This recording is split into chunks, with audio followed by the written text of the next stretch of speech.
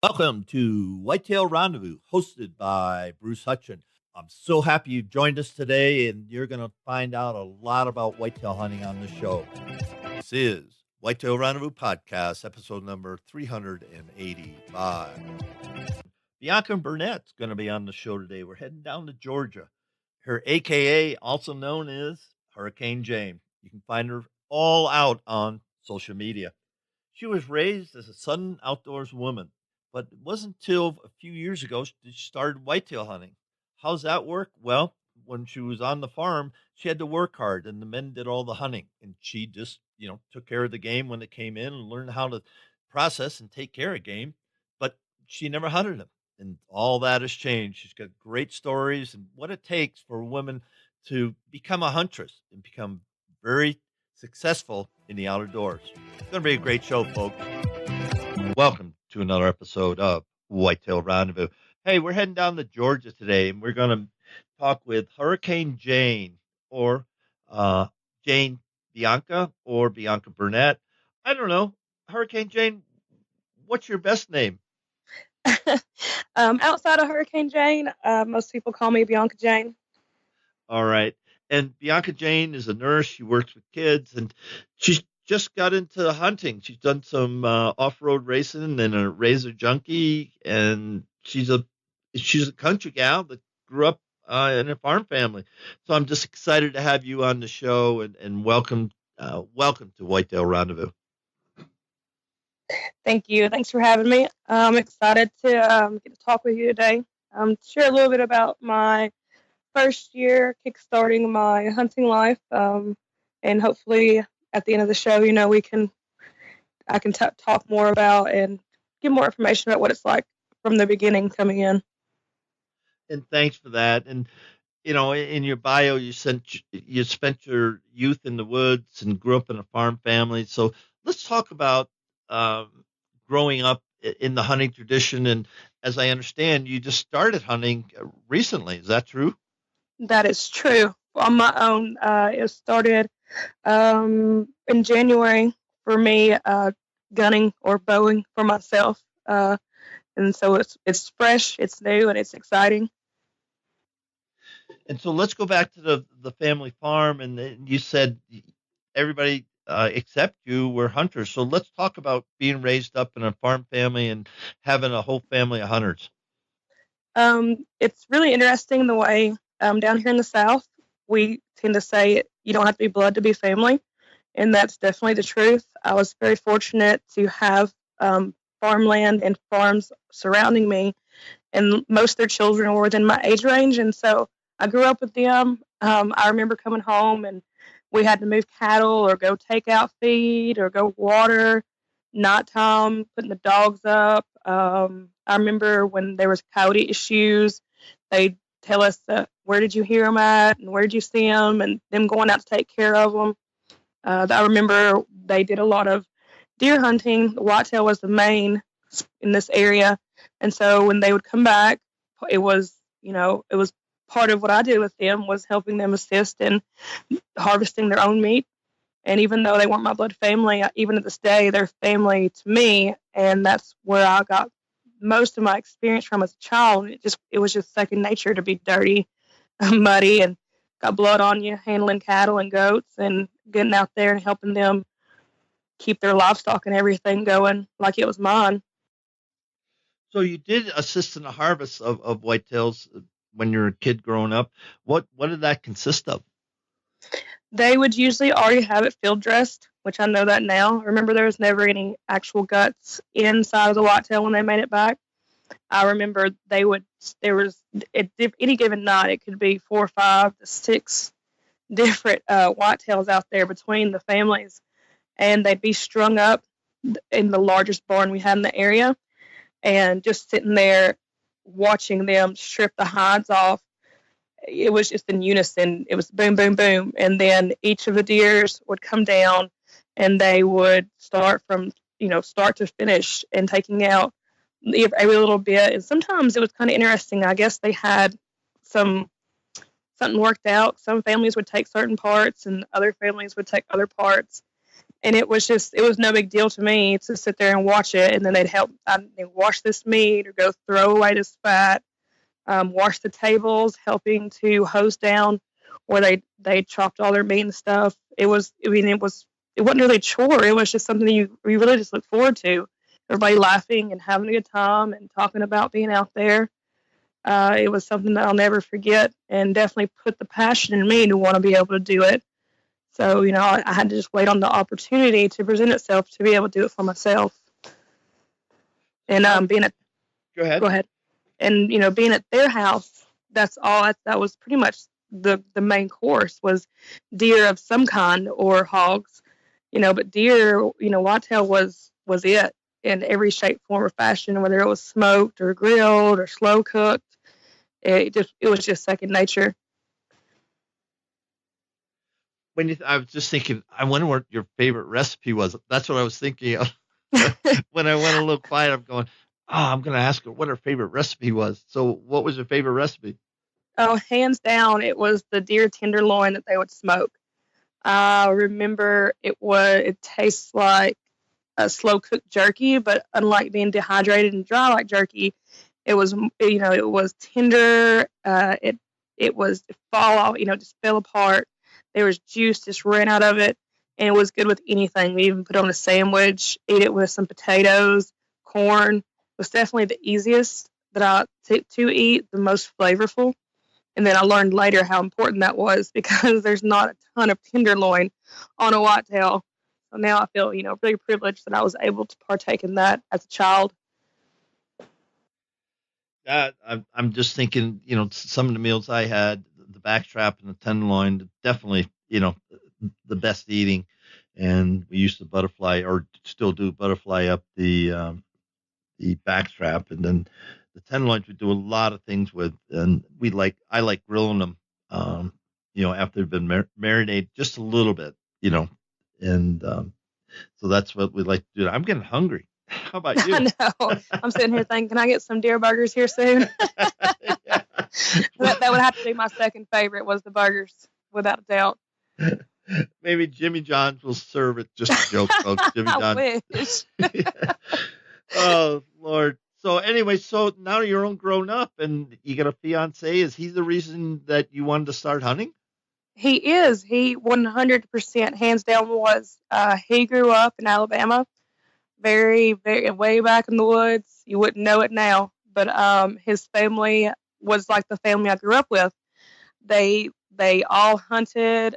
They ate different types of game. They put food on the table by hunting. They didn't go to the supermarket like, we do today so much. And so he had taken a break. I mean, we're talking he was a teenager, out there hunting on his own without anybody and just bringing them in. And so it was last year sometime that he somehow it got brought up. We were watching some kind of hunting show. And it's so funny how I'd never talked about it, because I'm always, always, always envious of people who hunted. And I never had the opportunity to learn or have anybody to teach me, and take me out to do anything. And he looked at me and said, would you want to hunt? And it was like my face, my smile almost cracked my face off. I was like, do I? Are you kidding me? That was like saying I just won $1 million. And so he was very adamant about making sure that I was properly educated, that I was ethically prepared, and did things the right way, and knew how to safely go about hunting. So we took the time. Well, he took the time to teach me, and everything from how to pack my packs going in to, eyeballing my own yards, about having to use anything, how to, something simple like how to put up your own climbing stand. These are all things that you have to learn. And, there's a lot to it. There's way more to it than I would have ever thought. But it's been awesome. It's been an adventure. I look forward to it. We talk hunting every single night. We're gone to work and we're talking hunting. So I'm very appreciative to him. I'm finally earned my wings to where, he's okay with me going out by myself now. So I'm taking the opportunity to continue learning here, over the course of the summer leading up to whitetail season. And it's just, my heart's pounding right now just thinking about it. I'm that excited. I can't wait for the season to open. It's been a blessing to be allowed the opportunity to go out and be a part of the hunting world and do my part. And I'm looking forward to bringing home, my own whitetail to harvest for my own children. And that's all, it's all because of him taking the time and faith to teach me. There's lessons learned there, listeners.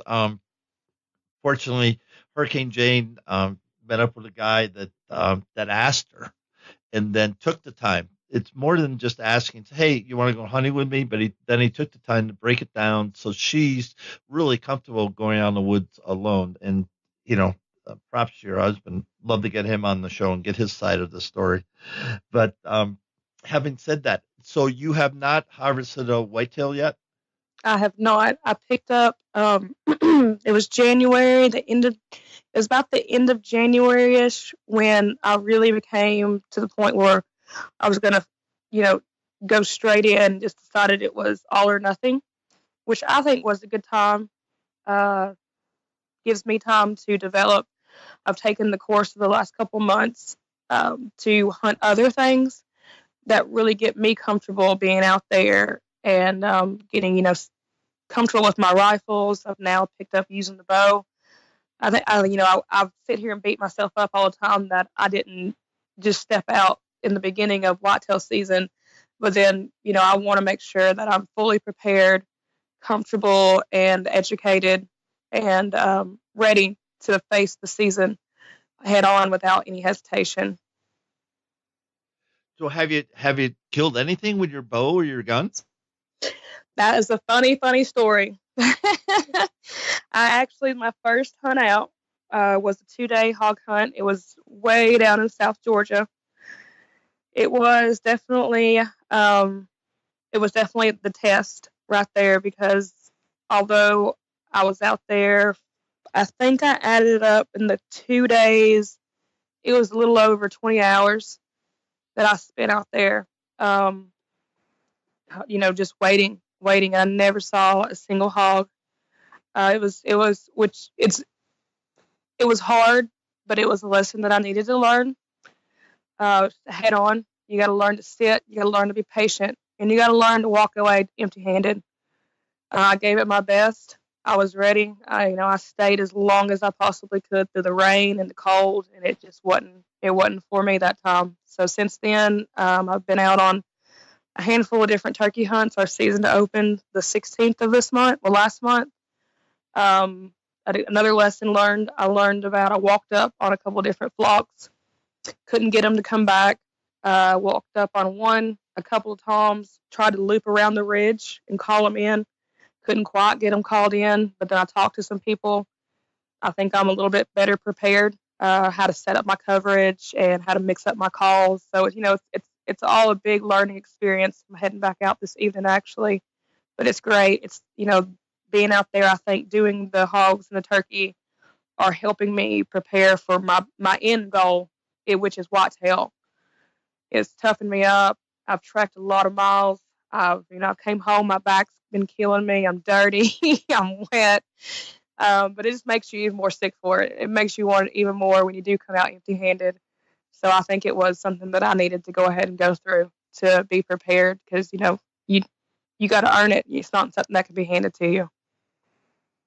In the warm-up, we talked about the perception of hunting. So let's just segue right into that segment of the show today. So share with people what exactly you mean by that. The perception of hunting, and I can say this from my own close friends and even some family that had doubts in me, which is kind of sad when you spend extended amounts of hours in the woods, you invest the time and the effort, and they just look at you, and it's almost like they're laughing because you didn't get a kill. And I don't think people really get it. They oftentimes, TV shows and big game hunters, they may not always show you and tell you just how long they were out there, the days they came back without anything. And so it can be really discouraging for a new hunter or a huntress that doesn't have somebody like I do to remind them that this is reality, not TV. And so for a new hunter, you really have to stop paying attention to the noise around you and listen to the people that matter. And those are the people that are experienced hunters, people that have put in years, the people who are dedicated, because they are the ones that know. The people that don't hunt or the people that just watch hunting, they don't understand the full concept of it. And so, like, one of my biggest things that I'm so grateful for is all the great people that I've connected with and befriended, encouraging me and reminding me that what reality is, and reality is a lot of empty hands, a lot of miles, a lot of cold, a lot of hours. And but I'll get there. You just you got to stick it out. And I like how you're saying that. I was just reflecting that so many times, the grips and grins are important, and everybody, everybody's putting up their turkey that they're taking, on social media. And you said something very true. When you watch a hunting show, you don't know how many hours it took to get to harvest that deer, to kill that elk, or moose, or just pick your animal, and then the work begins after they do that, because Amen. they do all the B-roll. So you do all the hunting, and if you spend any time in woods at all, either on private land or public land, deer just don't come by every single second. Even in the rut, you might hear them busting. You might see a lot of activity, but having a buck come by in your kill zone, especially with a bow, uh, is extremely difficult. I can attest to that. Yeah, I've killed a lot of deer, and you know, um, but I've spent more hours in the tree stand. I don't know what the ratio is. I'd hate to, I'd hate to even think about it. I don't even want to think about that. But, Yeah. To me, the perception is I'm going hunting. I'm going to do the best thing I can. I have that privilege to go hunting. And to me, so many people miss that. And I did too for a long time. I didn't have the joy of the hunt. And very simply, what that means is just the joy of meeting people, traveling new places, hunting new ground, just the joy of being out there and seeing deer. The experience. Exactly. And for a long time, it was, I've got to get this buck. I've got friends that have sides of barns. So that's 10 feet, 15 feet loaded with whitetails, DIY whitetails. And I go, how did you do that? They're just really good hunters. They are exceptional hunters. And then for a while, I said, okay, I'm going to go here. I'm going to go there. I'll never get a barn full, but I'll get a lot of representative trophies. And then I realized I was in Iowa and had hunted and shot a nice deer. And at the last meal, I just kind of stood up. I said, I want to thank you guys, because this is the first hunt that I really had the joy of the hunt, camaraderie, good people, the whole thing. And it was all broken down into the personal joy. And I think so many times we miss that. And you said exactly, you didn't get something. What's wrong with you? They don't say it, but that's the intent. That's how you feel. Yeah. Yeah. So, real simple, and I'm going on way too long. Give that up. Find your own joy of the hunt, as Brenda Valentine told me way back when I started this whole thing. Bruce, it's your trophy. It's your deer. It's your turkey. It's your hog, whatever. And it's yours. It's nobody else's. And it's what you make of it. Go ahead. It comes down to what you make of it. So talk about that more. Like, for instance, when I was down there in the hog hunt, every evening when we finally did come in, there was, a campfire full of other hunters. There were older ones, there were younger ones, just sitting around. We would talk about, of course, they knew that I was new, and it was just great conversation. That was just when we got back. And then, like, when I was out there in the woods, it's dark, it's starting to rain and everything, but when I was sitting there and everything was silent but the forest, like I've said, you almost start breathing in unison with the woods around you. And then you realize that for once you're out there, there's nothing bothering you. You're at peace. You're getting to disconnect. You're in the middle of a forest. There's nothing to bother you. That's something to enjoy. You may not have got anything, but you got a moment of peace. You got to go back and commune with other hunters. My first turkey hunt, I got to go out with the son of an old friend of mine fiancés. We had great conversation, going from place to place. He was teaching me more about turkey hunting. The next turkey hunt, I actually got stuck out. Terrible thunderstorm. I mean, it was awful. I mean, our sirens were going off. It was so bad. And I was with the guy that owned the land, and so he was showing me around. But I was so dedicated to trying to find, because I saw him there earlier, trying to find him, that the storm didn't even bother me. But we laughed, and it was fun, and just crossing that land and experiencing that, being out there. I mean, it was beautiful. So it's what you make it. It's a privilege to be able to step out in the woods and disconnect from society and social media, and you just leave your problems behind. Not everybody gets to do that, and not everybody has a passion for it. And it's something that you have to find enjoyment in, just being there in the moment. Like I've said, the kill is the peak of the mountain, but the climb is the hunt. That's the adrenaline. That's what gets you excited. The more I'm out there, I don't get anything, the more excited you become. So, you get pumped and you get happy. And those are things that you can't be replaced with other things. It's not replaceable. So it is what you make it. As a women's sport, sometimes it's hard for people to really share knowledge. Now, you're lucky your fiance, now husband, did a great job with you.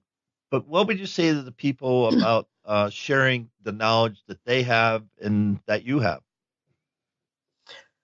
I think, of course, for some people, it's been a long time ago. It wasn't that long ago when I had to do my hunter safety course. I still remember part of it was being a good outdoorsman or woman is passing on information. I understand not everybody's going to be that way, but that's how, for me, I even have people ask me about other women, and even as I'm just scratching the surface, but it's important to do that. And it's sad that some women don't feel comfortable asking a guy, because for a long time, men didn't feel like women had a place to be out there doing that. But now I feel like things are changing, and I've had a lot of men been very helpful. They conversate with me and my fiance as turkey are new. And it is important, because if you're, where else are you going to learn from? You can only read so many books or whatever. You need to learn from somebody that's been on the field or been in your area. What if that hunter or that book or that article is from a different part of the world? So it's very important. And I understand not everybody's going to be nice like that, but that's another thing that it's about. It's, you should feel good about reaching out and extending knowledge to help other people enjoy what you're enjoying, because why would you want to keep it to yourself? You should share happiness, and sharing knowledge to make people more successful is really one of the key points in what hunting's all about, sharing those times. So how do you do that? Well, for one, I've often, when I make a post or something like that, sometimes I'll say any input's welcome. If you got some information, this is what I did. And I'll get a lot of feedback, and I'm very grateful for. And then there's some people that I've made a good connection with, or I can tell by how they talk that they're open to being asked questions, and it makes it very easy. Also, for me, if people, mostly women, other women will message me. But the biggest thing is you can tell by how people talk and how they word things and what kind of person they are. And what's the worst case scenario? If you ask somebody a question, they're going to say no, it didn't hurt you any. But 9 times out of 10, they're going to be like, yeah, I'd love to tell you. Yeah, this is what I think and everything. Because majority of people out there are happy to share their information. They ain't going to share where they're hunting at or their hunting holes.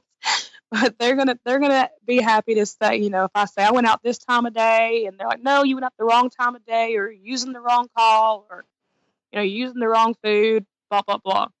And a lot of people are open. You just got to step out and ask, and take the opportunity to find those people. Now let's talk about your hunting land. You said you get some leased land, or you get some land in Alabama and Georgia. How does that all come together? Okay, so it all started with Alabama, this is a great story. The land that we're club members on, it's a little over 2,000 acres. There's 10 members, so there's lots of room. The owner is very strict about, not over hunting and everything. Come to find out, this is the same land that my fiance used to hunt when he was a teenager. As a child, his family hunted on. So it had a lot of meaning when I found out we got on some land. And so that area, it's about an hour from here. We'll do mostly whitetail hunting on that. They've got lots. When I was out there a few weeks ago, there were buck tracks everywhere. Every plot of land that I went to, it was insane. And so then out there, you can set up your camper and everything. And it's family oriented. You peg on the board where you're going to be at that morning, and then you just go for it. And we share our stands. If somebody's got one set up and they're not going there, you're welcome to it. So then I came back home and communicated with some family friends, and come to find out they had land also here in Georgia. And they said, well, of course you can come on over. And we had a really bad coyote problem around here. And so it just kind of branched out, which is a big deal, especially when you're new to hunting. You don't quite realize how hard it is to find land, public land. We do have some public land. Of course, it's more difficult, in my opinion. But until you get in it, you don't quite realize you don't get to just walk out anywhere and hunt. It's a lot of land you got to get permission for, or pay your club fees to be able to be on that land. So we're very fortunate. I'm pretty excited to hopefully put down my first whitetail on the same land that he was on with his first. So do you like hunting out of ground blinds or hang-ons, or use climbers? We currently will use blinds. Also, we have ladder stands. It really kind of depends on whether or not we're going to be co-hunting or if we're going to, separate. I like the blinds because they're more comfortable, but I feel like I have an advantage with the climbing stand, the ladder stand. That's just my opinion. I could be wrong, but I love having that full view range above them. That's my personal preference. Now, it's a little harder to stay in those longer, but so it's nice to switch it up. Thanks for that. And let's touch on involving the whole family, because the whole show's been about your family. We started off with,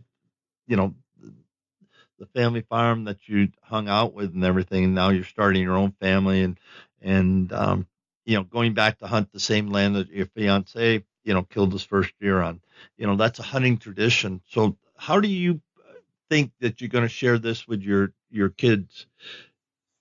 That's something I'm really, really excited about. My children are still under the age of 10, so I'm very excited that when they're going to get to do some of the things that I got to experience when I was growing up.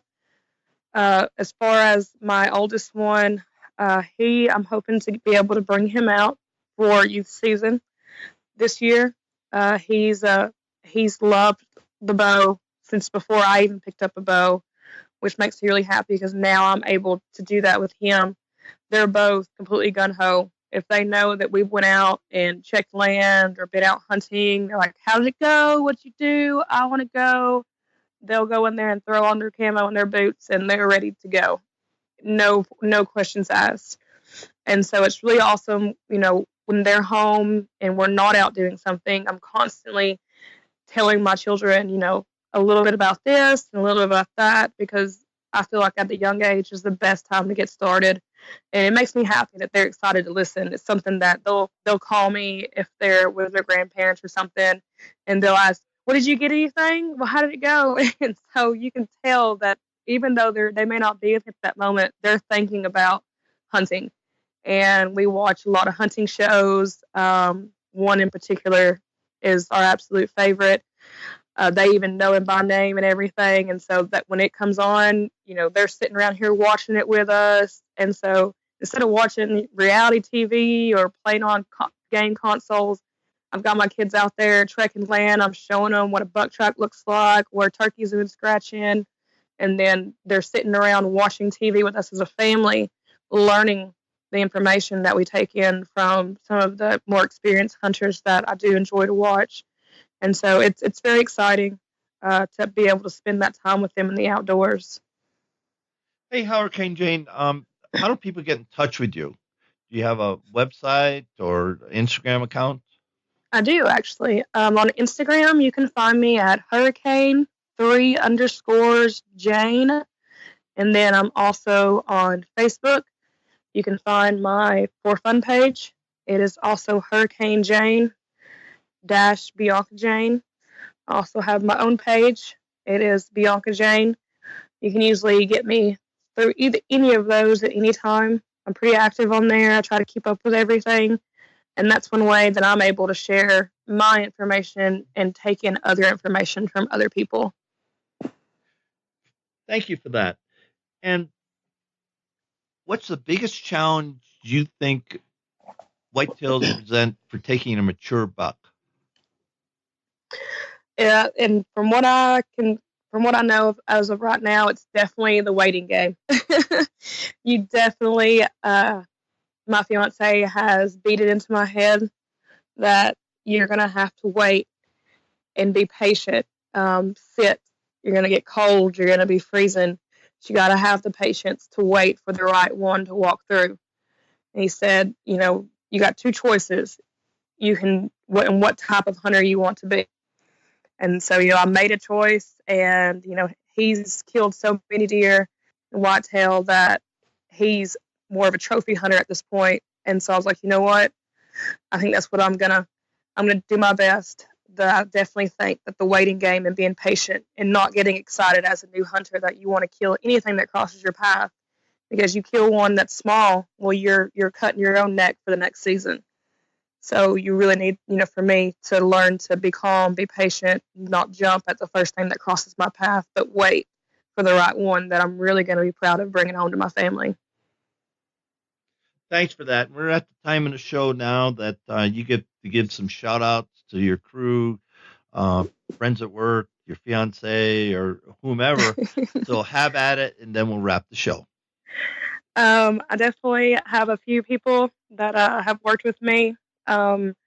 Lit coolers is definitely my all-time. Got to have my lit cooler, the cooler that lights up the night. They're big supportive of women who hunt. They've supported me from the beginning. Titanium archery products helps me keep my bow stabilized. Nature's Paint helps keep my face covered without breaking my skin out. Definitely a shout out to my fiance. I wouldn't be here without him, without a doubt. My children, those two for putting up with me and all my crazy. And of course, my mom for not having a heart attack when I tell her that I'm out there. I think that will about sum it up. Well, on behalf of thousands of listeners across North America, Hurricane Jane, it's really been fun. I mean, I've been smiling through the whole thing because you're what's good about the sport. You get a healthy outlook. You understand it. You're willing to learn. You're willing to share, and you're just passionate about whitetail hunting. So, props to you. Congrats. And I can't wait to get some pictures or see some pictures of your post of your first whitetail. So on behalf of Whitetail Rendezvous, thank you so much for being a guest on today's show. Thank you. On the next episode, I'm excited to head down to Texas and meet up with Matt Gray. Hey, Matt was on a podcast with Echo Mountain Gear, and I heard about it. And so I listened to the podcast and found out that he took off from Texas, drove 12 hours, and within 3 days, he had his first bull elk ever down in Colorado. How'd he do that? Well, he's one heck of a whitetail hunter, and he put a lot of the tips, techniques, strategies from hunting whitetails into hunting bull elk, and he got her done. Sit back, relax. It's going to be a great show with Matt Gray from Texas. Thanks for joining us. Be sure to tune in tomorrow for another episode of Whitetail Rendezvous, where you can listen and learn from the experts so you can be more successful on your next hunt. Until next time, listen, learn, and succeed.